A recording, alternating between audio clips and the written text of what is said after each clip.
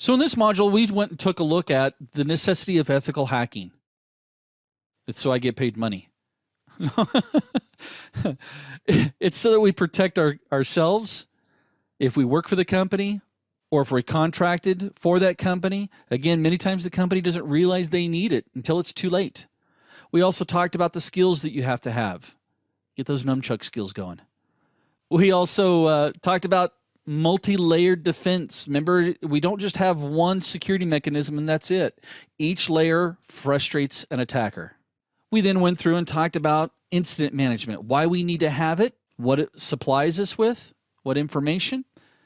We talked about security policies. Remember, we had a plethora of security policies that were available. Real quick, I want to tell you my story about when it comes to security policies. I was doing a review of security with a local county fire department, and the fire chief said, look, we got this new, I was kind of new to the situation, so I was just kind of sitting there listening, and they were talking with the vendor, and they said, look, we've got this device that's designed to filter out inappropriate websites at the fire stations. And the reason why they had to deploy it was because they had some female firefighters that found it offensive. They jumped on the machine in the kitchen and all kinds of pop-ups showed up. So they got this device and they were paying like $1,500 a year for the filtering technology. And they asked the question, do we need to renew this?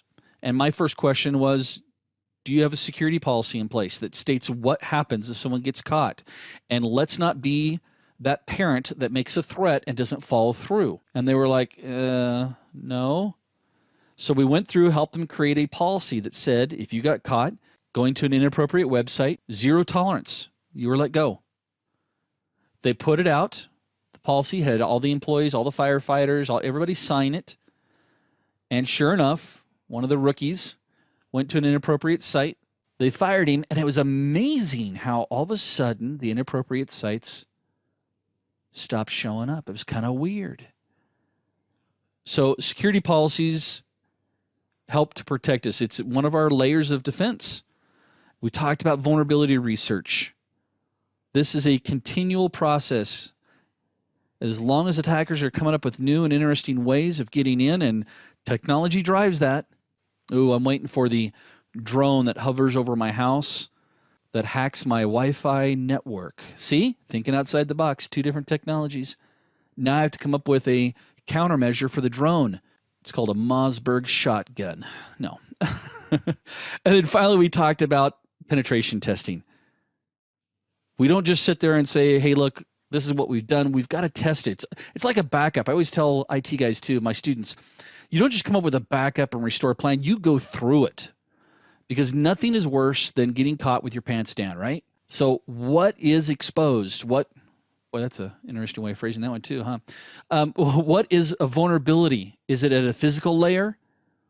What happens if the most famous ones is doing the pen test where you drop a USB drive in the parking lot and the USB drive has a piece of malware on it? You see who picks it up and who plugs it in, because we have the policy that any USB drive that is not company property does not get plugged into a computer, or if you find a USB drive, you need to turn it into IT. Well, let's see who plugs it in. So pen testing, extremely important. So up next, if you're interested, we're going to be talking about how to prepare for the ethical hacker exam. Give you the skinny as well as some tips and Superdale tricks.